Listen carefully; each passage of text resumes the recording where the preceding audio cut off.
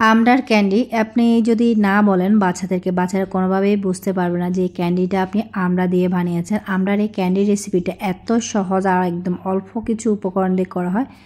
মাত্র 2টা ইনগ্রেডিয়েন্টসে খুব সহজে ক্যান্ডিটি করে নেওয়া যায়। এটা খেতে এত মজা হয়, বাচ্চাদেরকে যদি এভাবে করে দেন বাচ্চারা অনেক বেশি পছন্দ করবে। বাইরের খাবার থেকে আমার মনে হয় ক্যান্ডি বাচ্চাদের জন্য বেস্ট একটা রেসিপি। তো প্রথমে যেটা করেছি, আমি এখানে আমড়াগুলোকে ছেলে নিচ্ছি। এখানে আমি 4-5টি আমড়া খোসা ছাড়িয়ে নিয়ে এইটা এভাবে হচ্ছে খোসাগুলো ছাড়িয়ে নিয়ে এখন হচ্ছে গ্রেট করে নিচ্ছি। আমি 5-6টির মতো আমরা এখানে গ্রেট করছি। আপনারা চাইলে আরও বাড়িয়ে বা কমিয়ে নিতে পারেন, যেরকম আপনাদের প্রয়োজন অনুযায়ী করে নেবেন। সবগুলো আমরা আমি এখানে হচ্ছে গ্রেট করে একদম চিকন যে গ্রেটারটা থাকে এটাতে গ্রেট করে এখন হচ্ছে চিপে আমরা যে রসটা আছে এটা ফেলে দেব। এটা প্রচুর টক হয়, বাচ্চারা কিন্তু বেশি টক হলে খেতে পছন্দ করবে না, আর এটার কারণে ক্যান্ডির টেস্টও ভালো আসবে না। তো আমি চিপে হচ্ছে রসটা ফেলে দিয়ে এই যে শ্বাসটা নিয়েছি, শ্বাসটা নিয়ে এটা প্রথমে একটু ফ্রাই প্যানটা গরম অবস্থা থেকে একবার দুবার একটু নাড়াচাড়া করে এটার ভিতরে যে আরও এক্সট্রা পানি আছে সেই পানিটাও আমি একটু শুকিয়ে নিয়েছি।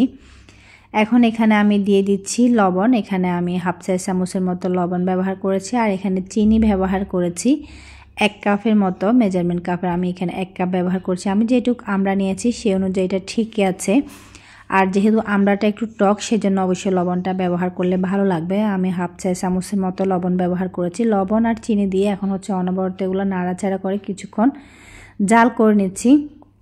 আমি এখানে আবারও সামান্য একটু চিনি দিয়ে দিলাম। আমার কাছে মনে হচ্ছে চিনিটা একটু কম হবে, যেহেতু বাচ্চাদের জন্য তৈরি করছি, বাচ্চারা একটু মিষ্টি মিষ্টি স্বাদ হলে বেশি পছন্দ করে। এটা একদম মিষ্টি হবে না, যেহেতু আমরা দিয়ে করছি একটু একটু টক মিষ্টি স্বাদের হয়। তো কিছুক্ষণ জাল করে নেওয়ার পর দেখুন পানিটা হচ্ছে শুকিয়ে গেছে, বা সিনের যে শিরাটা আছে ওটা থেকে যে পানিটা বের হয় ওতে কিন্তু আমড়াটা সেদ্ধ হয়ে যায়। এরপর যে আমি এখানে ফুড কালার দিয়ে দিচ্ছি। এখানে আমি গ্রিন কালার ব্যবহার করছি দেখার সৌন্দর্যের জন্য, এটা অপশনাল, তবে দিলে একটু সুন্দর লাগে। বাচ্চারা যে কোনো কালারফুল খাবারের প্রতি একটু আগ্রহশীল বেশি থাকে। এখানে আমি 1/2 চা চামচ থেকেও একটু কম ফুড কালার ব্যবহার করে অনবরত আবার একটু 1 থেকে 2 মিনিট নাড়াচাড়া করে সম্পূর্ণ সবগুলা পানি টেনে শুকিয়ে গেছে। এখন এই যে দেখুন এরকম আঠালো আঠালো ফ্রাই প্যান থেকে ছেড়ে ছেড়ে আসছে, এ পর্যায়ে বুঝতে হবে যে এটা একদমই রেডি।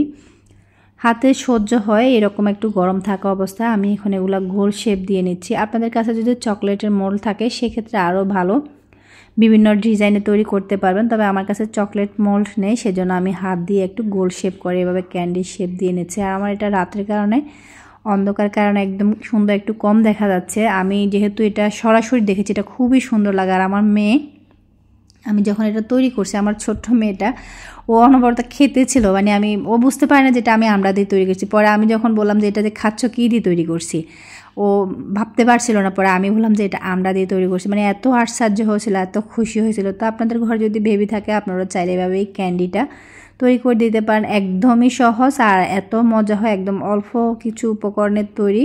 রেসিপি ভালো লাগলে লাইক, কমেন্ট, শেয়ার এবং সাবস্ক্রাইব করতে ভুলবেন না। আজকের মধ্যে এখানে বিদায় নিচ্ছি, আল্লাহ হাফেজ।